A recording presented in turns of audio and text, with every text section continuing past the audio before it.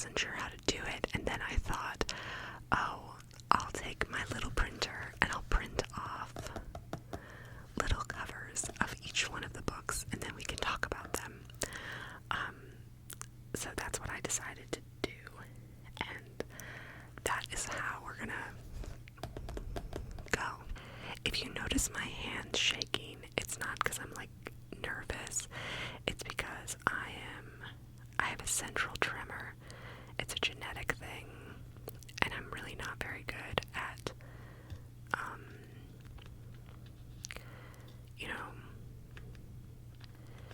detailed work.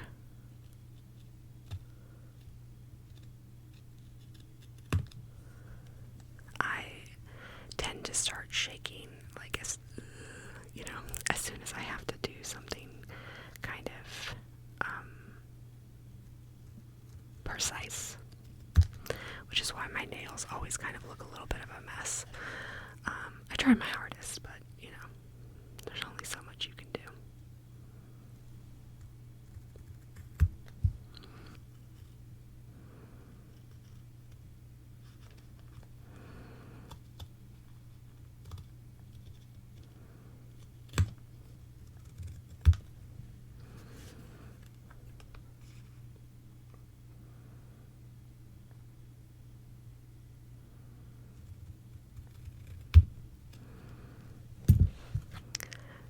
So, this is the first book that I'm going to talk about. It's called A Short Stay in Hell,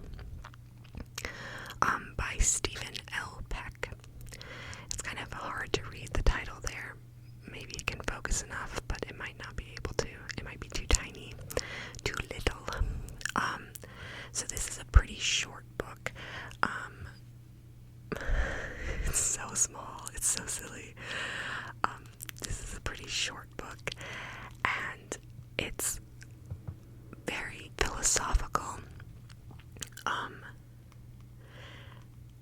It's about a Mormon man who dies, and when he dies, he discovers that everything that he believed to be true about the afterlife and his religion is false, and he is sentenced to a hell, a version of hell, where he has to find a book that is the story of his life.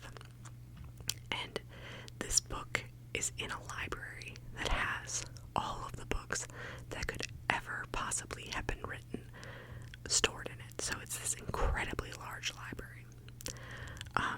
It is, so you might open one book, and because it's every book that could ever possibly have been written, it'll be a book that is all just the letter A, written over and over and over again.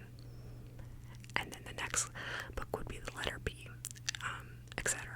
So it has every kind of possible version of written text that could happen. So it's kind of an overwhelming prospect. And there are other people searching for books too, for the books that are their life story too. This was really good, but incredibly overwhelming. It's a short book, but it feels really long. I feel like you really go through something once you've read it.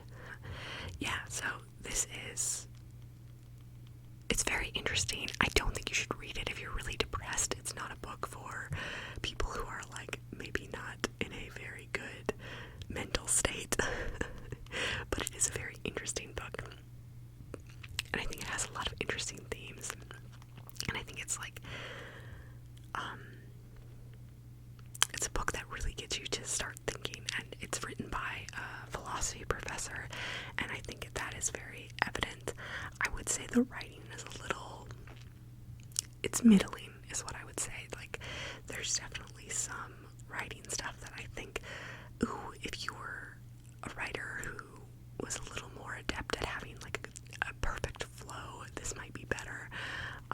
But it's still pretty good. Yeah, I would really recommend this if you're interested in like having a real like, man, all my thoughts are, my brain is going a mile a minute because this book is really making me think.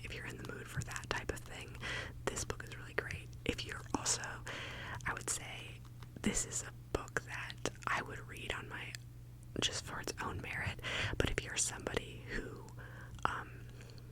has reading goals, my reading goal every year is to read 100 books, so that's about 2 books per week and 8 books per month, roundabout.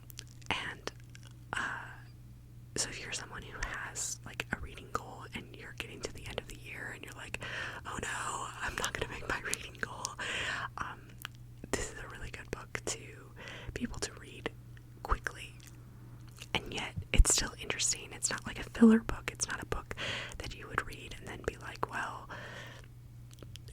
I mean, at least I made it to my goal, but it wasn't exactly interesting to get there. So I do recommend it. But as I said, the writing is, there's some stuff that I wish it had just like an easier flow to it. The next book is Come Closer by Sarah Gray. It's a horror book. I'm trying to get into spooky season right now, and this book is very creepy, scary. You know, it doesn't stick with me too much, which I kind of appreciate in a horror. I don't want to be so freaked out that I like can't sleep for days or whatever, but it was like, it did remind me of a really good spooky story that you would tell around a campfire. This is another pretty short one, which is not meant to be the theme of this video, but I just happened to read a couple short ones in a row. So another good one if you're worried about catching a reading goal, but also one that's just, it is good, it's creepy, it's spooky, and yeah, it's basically about a woman who starts behaving incredibly strangely, and people and herself are wondering why she's doing the things that she's doing. So hopefully that will entice you to give this book a shot. This is The Husbands by Holly Gramazino.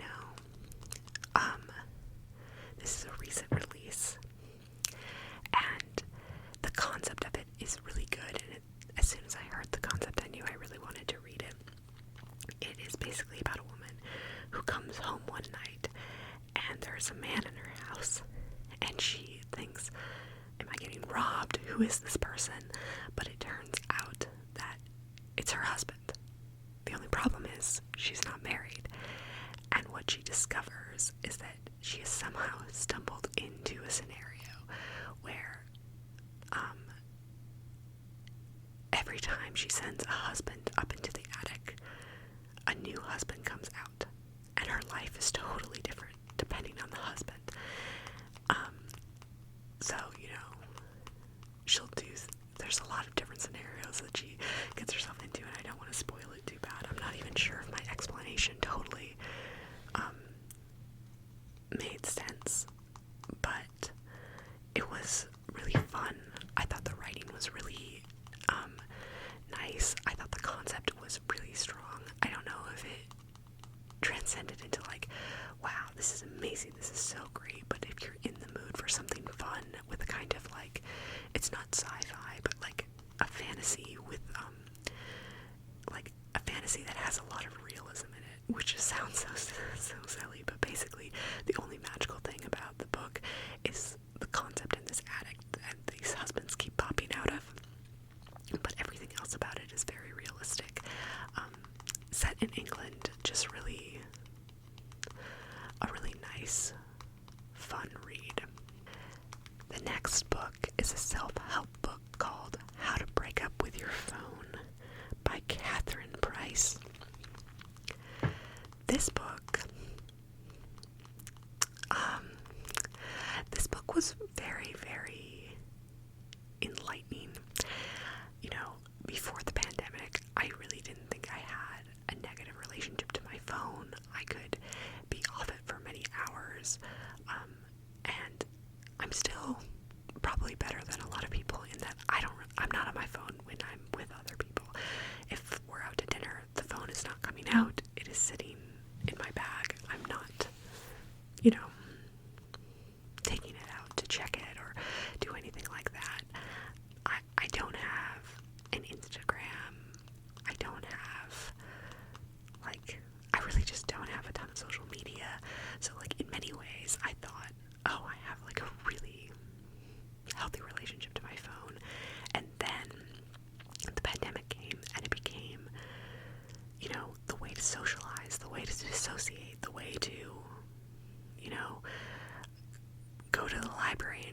books was through your phone. And this really helped me realize what it was doing to my brain. Sometimes your brain needs to be bored. It needs to have the space to think and to daydream and to relax and not be so engaged and entertained. And this really helped me discover that I was missing that. And I did most of the process. There's basically, it's a month-long process, and each day it tells you what you need to do in order to ease into using your phone less and being on your phone less. And eventually it accumulates in a day where you are completely screen-free. You don't use your laptop, you don't use your computer, you don't use anything, and you spend the whole day screen-free, which I did, and I had a really good time doing it. I'm not gonna lie, it was really fun. But afterwards, she has like basically a week where she's like, okay, so now you've done all this stuff. Now let's work on the balance. Like, how can you still use your phone for all of the things that you enjoy using your phone for, and then improve your life? And how do we create boundaries and set up around that? And I didn't do that part, and I can feel it kind of creeping back even after just a couple of weeks after having read it. So I feel like I almost want to, I should probably just do the week that's like telling you how to have better boundaries. But whenever I miss something, I'm always like, well, maybe I should just restart the whole thing. Maybe I should just do the month again. So I kind of want to try doing the month again, and eventually do another phone-free day. But yeah, it's very helpful if you feel like your phone usage is out of control. I really encourage you to check out this book. The next book is The Cruel Prince by Holly Black. This is another book that kind of put me in a fall mood.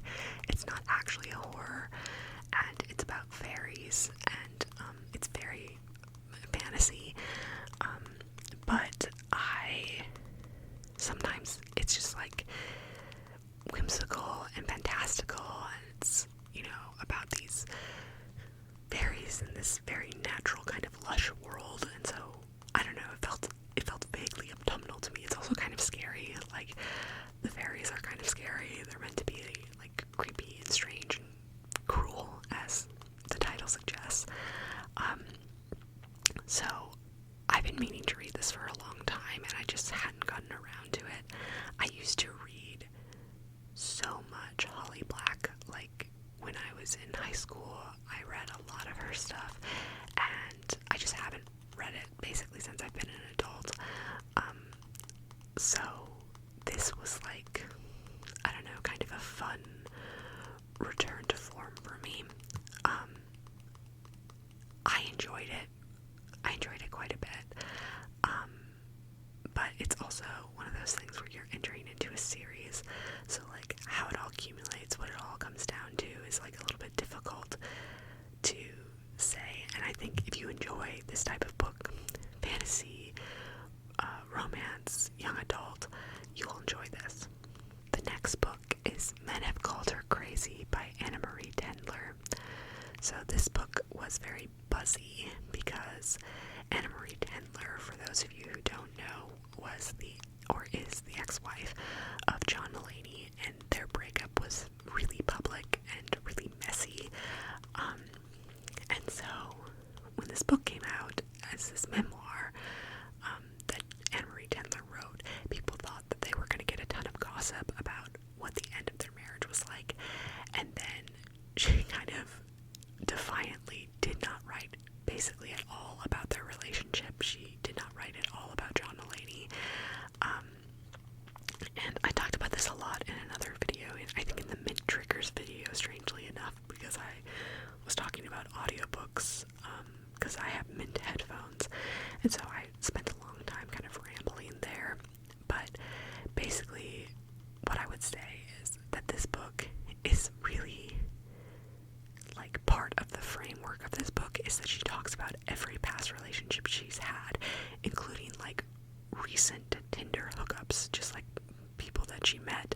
or I guess not Raya hookups, but basically people that she met online who are varying degrees of serious, right?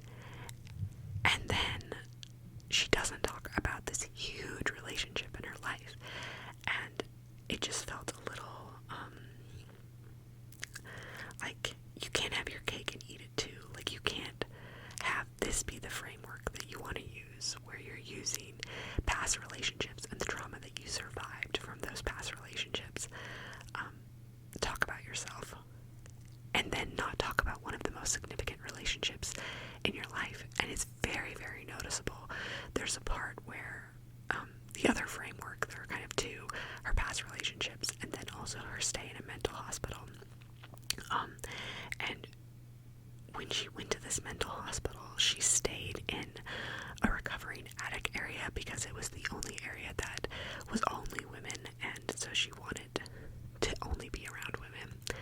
And there's a part where they're doing group therapy, and the group is talking about their addiction issues, obviously, and she is so furious with them for not seeing like all their blessings and, you know, like all this stuff. She's so angry at them, and it's incredibly jarring because there's nothing that has been written that would indicate why she's so enraged about what they're saying. But then you remember, oh yeah, she was in this mental hospital when either her marriage was falling apart or had fallen apart, and part of the reason why it fell apart is that John Mulaney relapsed and was struggling with addiction. So that's what it's about. Like, that's why she's so angry. And it's like, it's just a little unfair to ask your readers to do this much legwork instead of just talking really directly about what's going on.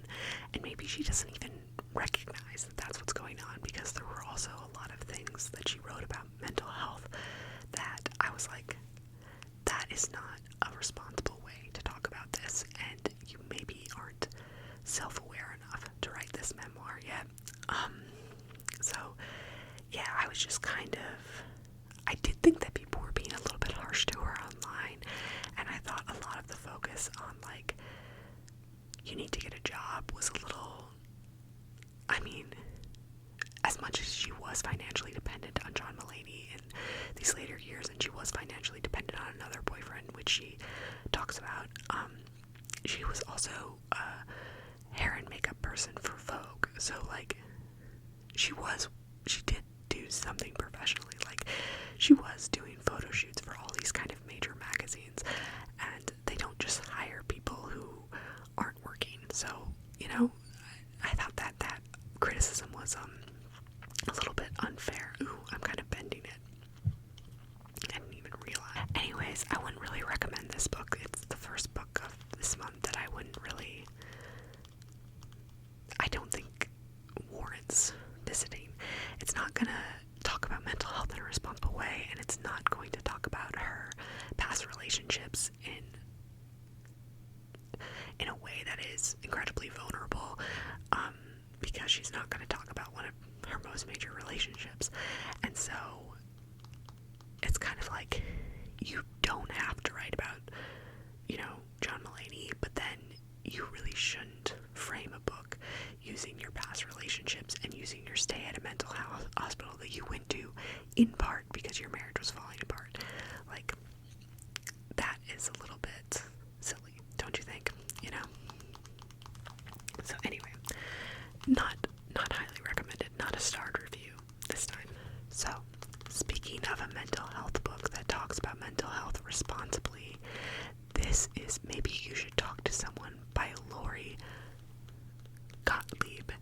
This is also a memoir. She is a psychologist or therapist. Probably therapist is the correct term. Anyway, she is a therapist, and it is about a breakup that she had, and she really kind of fell apart, and then she had to go start seeing a therapist. I just think it talked about mental health in really like accessible ways, and didn't use the dreaded therapy talk, which drives me up a wall. Like, it's so clinical and it's so detached from like how people actually communicate yes, it has helpful terms that are useful in like labeling and understanding our world, but it's, you know, like, I don't quite know how to describe it, but it's like, yeah, it's just like tossing a bunch of psychology terms into your speech, and I'm not a fan of it. You see it a lot, like on social media. People who talk about mental health will use a lot of therapy talk, or, you know, like, this is my boundary because blah blah blah, and it's not that boundaries are bad, but it will be like something where it's like, this person has deeply misunderstood what a boundary is. Like they think it means that they get to control what their girlfriend wears, and that is just not a boundary. Or they'll call someone a narcissist because they were kind of a jerk, you know, and it's, I don't know, there's just a lot of that going around. And so this book I thought was incredibly accessible and really, it's funny, it's sweet, it's tender, it's emotional. Yeah, I would definitely recommend giving this a go, particularly if you're in like the mood for an ultimately uplifting memoir. The next book is another creepy one, getting into the Halloween creepy spirit. Even though it's September, I like to start celebrating early like it's Christmas. Please ignore, I guess I like touched it too soon after it came out of the printer, so there's like a thumbprint that is just not able to be removed. Anyway, so this is called Help Meet by Nabeen Ruthnam. And this book is, if you don't like body horror, do not read this. It's super gross, but it's super creepy. Between Come Closer and this, I don't know, I really liked both of them. But I think Help Meet maybe stuck with me a little bit longer. But I liked both of them, and the way you know I liked both of them is that they're both horror books, and I recommended them both to my brother. He's really into horror. So I clearly liked them both enough to recommend them. And basically it is about a woman who is taking care of her husband, and he has a very strange illness of some kind, is what I will say. And you discover a lot about their relationship, and yeah, very, very interesting, very, very creepy, very, very like, really can read in like one sitting, which is kind of nice. The final book that I read in the month of September is I'm a Fan. So, I'm a Fan is about this woman who is having an affair with a married man, and that married man is having another affair with a different woman, and she knows about the affair with the different woman, and she knows her name and facts about her, and so she becomes obsessed with stalking her online. The writing was like super kind of punchy and fast, and I thought that there were a lot of like sharp observations in this. I will say that there were things that I wish had been more explored. Like, I thought her relationship with her mother was a little underdeveloped. Not that every book needs to have a relationship with a mother, but sometimes we would get peeks and glimpses into the relationship with her mother, and I thought, whoa, this is really, really interesting, or really revealing. And then it would like focus on other things. It was focused a lot on race, which is, there's nothing wrong with that, obviously, but I feel like she doesn't really talk about the race of the man who she wants to be with, and maybe that's partly a, I'm sure that it's purposeful, because she also only refers to the man that she wants to be with as the man that she wants to be with, who is the man she's having an affair with. And so there is sort of a, like, you can project whatever you want onto him, because he's not like a fully, she like doesn't know his full life and doesn't know him fully as a person, because there's this huge aspect of himself, his marriage, that she just doesn't know about or knows very little about.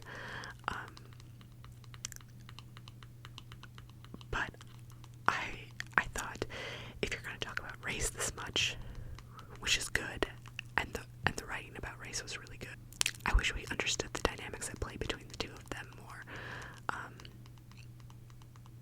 So, yeah. That is what I would say. I would still really recommend this. Super fast read, super easy writing style, really interesting concepts. If you caught my cat whining, really don't mind him. He just would be so noisy if he was in here, and also, trying to get into the camera, trying to get into the camera and get into stuff. So he's not allowed in, but he's about to be let back in. With that, those are the books that I read in the month of September. I hope that you enjoyed this video. If you liked it, please consider giving it a like. If you like this type of video, or you want to see more videos, please subscribe. Leave a comment to say hi, to ask about the books in this video, to say literally anything.